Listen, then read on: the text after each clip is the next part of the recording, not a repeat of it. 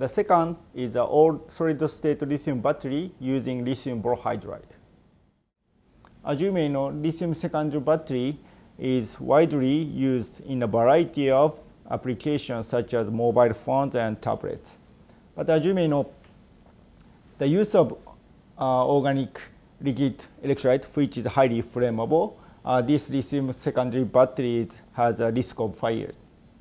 So to reduce the risk of fire, many people are looking at all solid-state lithium battery using solid electrolyte.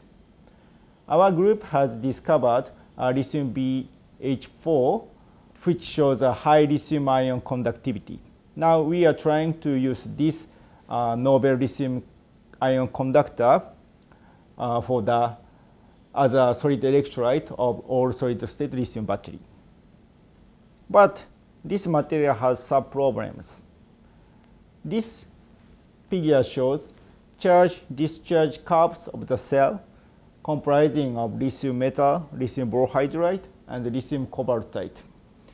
As you can see, capacity is fading rapidly because lithium borohydride, which is reducing material, is reacting with lithium cobaltite, which is highly oxidative materials.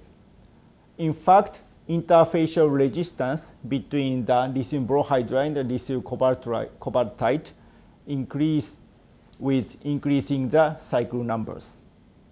To reduce the interfacial resistance, we are looking at the effects of the intermediate layer. This figure shows the charge-discharge curves of the cell comprising of the lithium borohydride, and lithium cobaltite, but with lithium phosphate intermediate layer.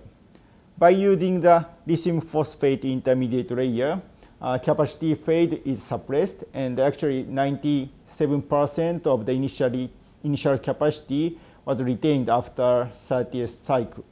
In addition, as you can see, interfacial resistance is almost same after 30 charge-discharge cycles.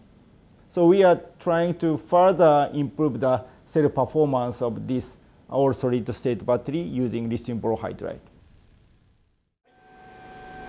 This is a pulse laser deposition apparatus, so-called PLD apparatus. We use this apparatus to make a variety of the oxide thin films, such as the intermediate layer for lithium secondary battery, oxygen permeation membrane, and optical materials. This PLD apparatus comprises of the excimer laser and evacuated chamber. Ultraviolet laser emitted from the excimer laser goes through the optical pathway and introduced into the evacuated chamber.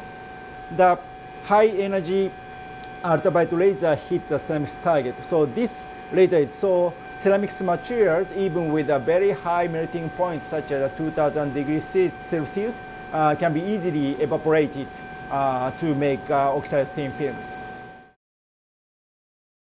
Now laser is emitted to the ceramics target, and the thin film is prepared on substrate. You may see the blue light, which is so-called plume. It's a sort of plasma.